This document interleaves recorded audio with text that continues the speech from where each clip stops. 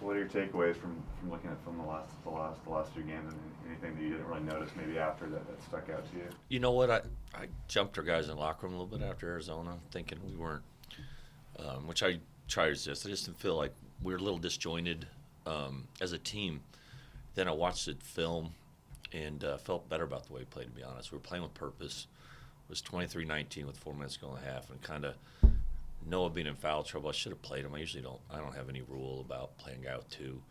And he's been good for us, and I think that quickness, they're so fast on the perimeter. But and it's just hard when you're not scoring baskets, but we still stay with the game plan, and they played really well that night. If they play really well, it's going to be tough. And so my takeaway was actually after watching the film, objectively, letting some time pass, I thought we played better than the final result.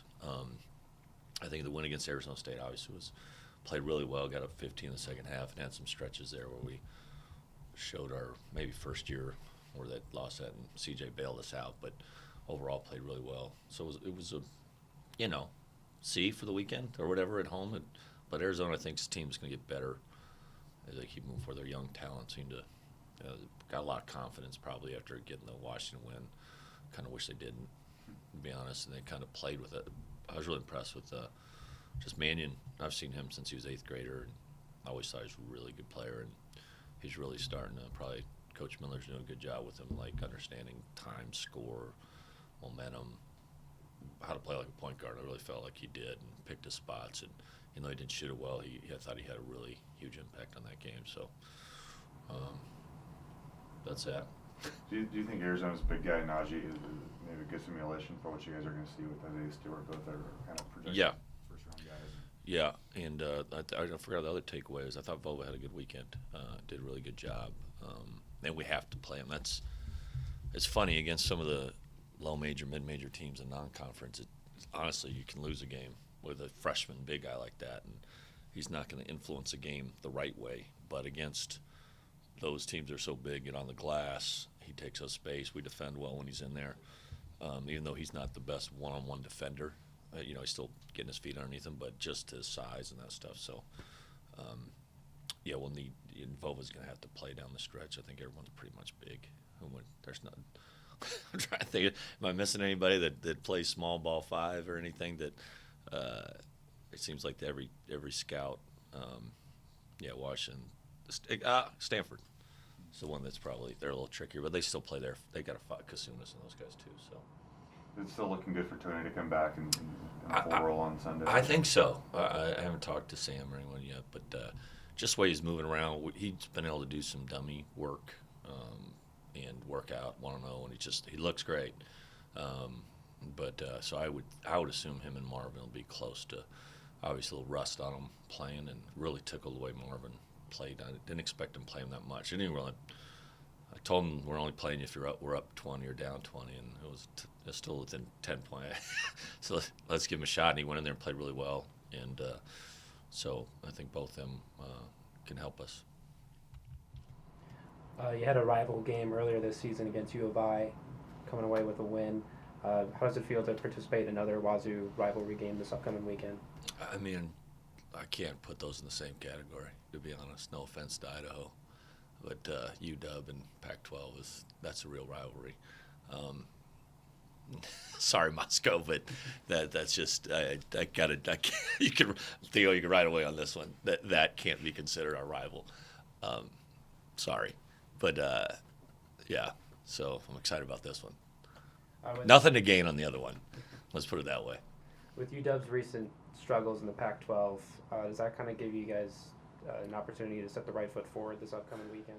Yeah, I mean, I think the league top to bottom is really good. I think glanced at the records, and I know they can beat anybody in the league, and they got really good talent. And obviously, playing without their point guard has been a struggle for them.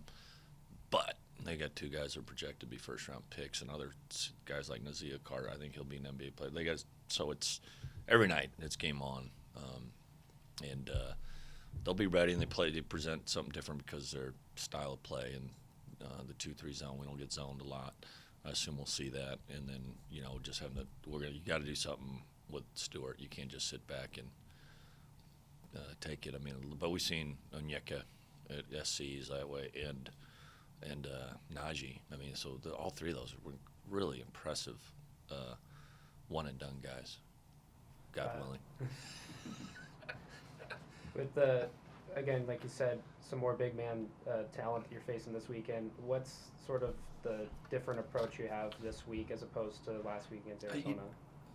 Not a lot different. We didn't have a lot of time to prepare for Arizona. We got a little more time. I'm looking at this week for us a chance to get back right and practice and develop. And it's not as much game planning. Obviously, the end of the week we'll work probably more on zone because you're going to see that. But I think getting Tony and Marvin acclimated back, and I think we got to play Vova down. It's done. I mean, Jeff can't play 35 minutes banging on these guys, and Jeff still was good. He still is, and he's been playing hurt. So I think just getting there where we can be. The thing is, we're pretty good defensively when we're able to play Tony at the 4 and CJ at the 3, and regardless whether it's Jeff so it gives us a little more. I think to help us rebounding and help us size-wise, or whatever. Just Tony's quickness too, like his length and quickness. Even though he's not super tall, he's got no neck, and he's long. He's quick around the basket, and hopefully he can help us.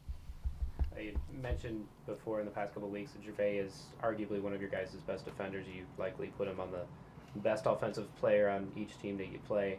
I sense that might be a tad difficult defending Isaiah Stewart this weekend. So do you plan something maybe a little bit different for Gervais?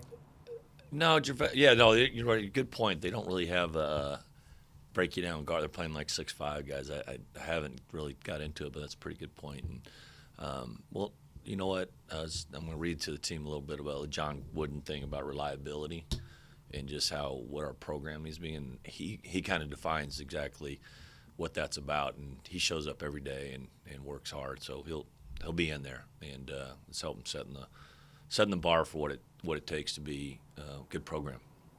Him and Jeff both really well. Lastly, how's Ellaby's flu coming along? Hopefully, I haven't seen him. I went on the road recruiting, and I haven't heard anything. But I hope if he's not, we're gonna we'll quarantine him. But I think he's fine. That was a tough week because we were on the road down in Utah, and some guys got sick. He must have picked up that bug.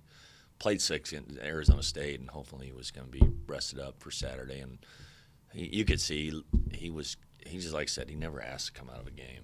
It's usually a fight to get him out of there, and he was asking for a blow. So that was unprecedented. So I expect him to be rested and recovered, and he's always working. Does the rivalry game bring a bigger sense of intensity to this week's practice? I don't know. I haven't gone through it yet, but I mean, gosh, for me as a coach and our coaching staff, probably. And actually, Coach Shaw and Coach Phelps are used to it, but the rest of us, like, they're Pac-12 games. We're excited. Still play, like every game's meaningful. Everyone's that, and I haven't done do we call it the Apple Cup in basketball? Oh, yes. Okay, just make sure. You know, I got a lot of pride. I mean, my wife's from Lake Chelan. There's a lot of apples up there, man. We got to establish that we're the agricultural school. We own those apples. So, yeah, I think they're all big. This one, you're right. It's about the apples. Apples, man. We got to own the apples.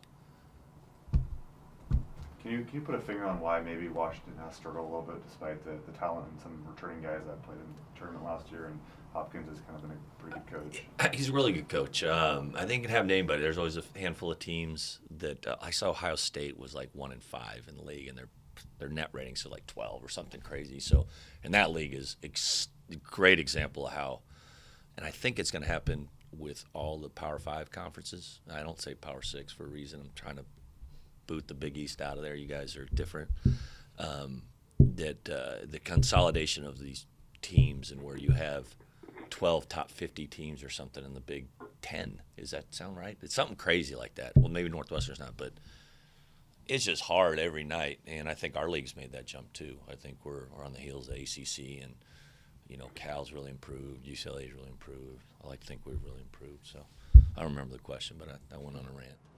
And then I think Arizona was the first school to get a road sweep in the conference. Does that also show how tough it's been to play on the road this year? Yeah, the road's tough. Yeah, the road's tough. That was impressive, and they hadn't won a road game. You never know. I don't really believe in the momentum stuff. That you can't, but because it's always hindsight. But like, they hadn't broke through on the road. Boy, Washington had them on the ropes. and they were able to get that done.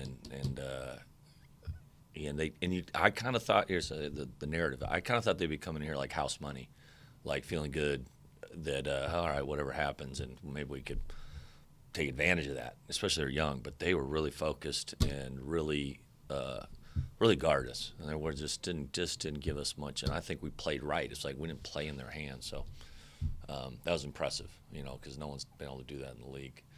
And if who do they have this week? Any idea? Sure, no. Whatever. They're probably assume they're home, and they'll be interested to see how they handle if they keep going forward there.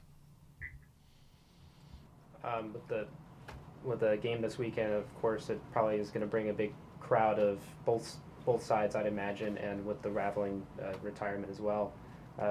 Do you sense that as another opportunity to kind of showcase your guys' talents like you had with the Clay game, just with a big crowd and lots of energy? We played really well in that, and I thought we had good crowds this last weekend. And then to honor Coach Raveling was awesome, and he means a lot to a lot of people around here that remember. I mean, anytime, that generation of people, they really speak fondly of what he meant to this place, and he reciprocates. This place is special to him. So we played well in the Clay game, so it would be great if we did. And I think our guys, they really appreciate the support, and that's a lot of reason why they came here. I giggle with Isaac. He was not in a bad way, but he was heading back to Montana State. He was thinking about doing that again. I said, well, you might have left something on the table there if you would have gone. You've been cheating yourself a little bit, and to be able to play in a game like that, the Clay game, and this George Riley thing. We'll bring Dick Bennett back next year and play in bowler or something. I'm all for any excuse to play if it's going to make us play better. And then Tony. We'll get them both. We'll split them up. Yeah, two different weekends and like 2 games. Yeah, we'll have like special things and get our marketing working on that. You mentioned reading a John Wooden quote. I think last week you talked about reading a Kobe Bryant quote. Is that something you like to do, is kind of look back and find different inspirational quotes? I try to do it kind of stay in the moment where, I know they're getting flooded with a lot of information, and it's always kind of the same task of doing your job, stay in the moment. If there's something there, and we had a movie theater at San Francisco and Columbia. We'd go watch some movies. I want to show them Whiplash. Is actually what I want to do, but I'm like, I don't know if we can get a place where we can get them all together and do that, because that was more tied in. Like I heard that Kobe, he reached out to Miles Teller, and said he got the Mamba mentality, and that's what I showed my team at Columbia. The same thing I said. It's more the coach-player relationship too, where you're like. So I like always looking for those things, like this journey. You're trying to be the best you can be in this. I mean, this is over the edge, the drummer, and the coach is over the edge. But there is that line, that striving for greatness, and always trying to find ways to motivate them and they take empowered by it, and they take hold of leadership. Question on the phone? Someone's been in there. I was rambling today. I think I got drugged up at the dentist. Okay. A little Anything else? Good. fluoride treatment got to me. All right, Okay. so someone's there now? All right. Oh, yeah. Hello? Yes, Can you hear me? I can hear you. Oh, hi. I'm sorry. So, Ty, this is Percy Allen at the Times in Seattle. Okay, How are you doing? awesome. I'm sorry for the bad connection here, but I'm in a bit of a dungeon. Hey, Me I just too. want to get your thoughts on just on just I don't know if you've done any scouts yet, or just from maybe other teams that you played in, and maybe Washington has maybe shown up on film, but just your thoughts on the Huskies so far, and like just that zone, and just how do you think that you'll attack them this weekend? It's funny. I really don't watch them when they play opponent before us, because they do play zone and doesn't really benefit us, in my opinion. I did watch them play USC on a Sunday night, and that was a little scary, a little frightening. So they're a very capable team. Obviously, their length and athleticism around the rim is second to none. So they propose like you think you have a shot and you think you got a layup or something, there's 6 arms swinging at that thing. So it's, and the closest thing I remember we played when I was at Columbia, we played Eastern Michigan. The head coach there worked for Jim Boeheim, and they ran the zone. They had a Syracuse transfer center, and we were able to beat them. But I just know it's just there's shots that you think you have that you don't. That get blocked midair, and they're running off the three, and then you think you got to pass, and there's just a lot of length there. So it takes, I don't know, and we can't simulate in practice, so we're going to have to give our guys the best opportunity to try to figure it out, and then just realize it adds 6 inches to each wingspan, and it's just that's tricky, and I'm jealous in the sense that they don't have to work that hard on scouts because there's only so many things you can do against zone. They've seen them all. Yeah. Hey, when you have these sort of in-state rivalry games, do you talk about it much with your team? Haven't, but I just think obviously we have 3 guys from Seattle. I don't need to. I mean, I'm sure they'd be more like calm them down, staying locked in the team aspect, and I'd be, I think most of those guys over there, they grew up wanting to be Huskies. Not our guys because they ended up here, obviously. But, there's definitely right in the Seattle high school basketball is some of the best in the country, and they all know each other growing up. So I don't think anything needs to be said or need to be educated on what this game's about. Mm-hmm. And then just last thing here, and you guys probably talk about this every week, but just for the outside sort of coming in, are you on pace? Are you kind of have the team where you want them? Are you ahead of pace, behind pace? Is this about right? I really don't set too many bars for them like I've talked about. We just want to have a great attitude, work hard, and get better every day, and that's been successful when we've transitioned in programs. So, but in some regards, I'd say ahead of pace. Like we had some wins that were the Oregon win comes. All the Pac-12 wins, very very good wins for us. New Mexico State, things like that. So I'd say I'm happy in a lot of areas, but there's always room for improvement. There you go. And I think we've been getting criticized a little bit on some of our stuff, which I'm excited about. It means there's some, they start picking at us. That's good. That means there's some expectation that we're supposed to be good, or we're supposed to be that's good instead of being the little engine that could. We got to get out of that and be someone that people are. It's okay to pick at us. We need it. I like it. Yeah. Yes, sir. All righty. All right, Coach. Anything else? Thank Did you. you and Coach Hopkins ever cross paths on the East Coast? Did you play Syracuse at all when you were over there? Didn't play Syracuse, but we definitely crossed paths. We've known each other forever. And I guess it goes back to modern day West Coast deal. I can't even remember where, but when I got out to Columbia, he's like, "What are you doing out here?" I said, "What are you doing here? You've been in Syracuse for forever." And I told the story that when the job offer came through, wasn't totally expected, and my wife and I just moved to a house and was up all night and just mulling it over like any big life decision, and I was pretty much 99% sure we're doing it. And it was still dark at 6:30 a.m. and he called me and said, "Congratulations, welcome to the Pac-12." And he's all fired up. And I said, "Well, I'm definitely coming now. I mean, there's no doubt." And I just thought it was a really gracious gesture. And anyone knows him, he's sincere. He's just very upbeat, positive guy. Claims that he's like a Washington guy. His family's from Wenatchee and all that. Wenatchee's Coug country. I want to put that out there. Just know. So his blood runs crimson and gray. So let the people in Seattle know that he's deep down. His family are Cougs. So I forgot about this. This is right. I've been waiting to blast him on that. He's a Coug. Let's just put it out there. He's a Coug. A lot of apples in Wenatchee too. Yeah, I know. He's a Wenatchee. I mean, Honey Crisp is my favorite.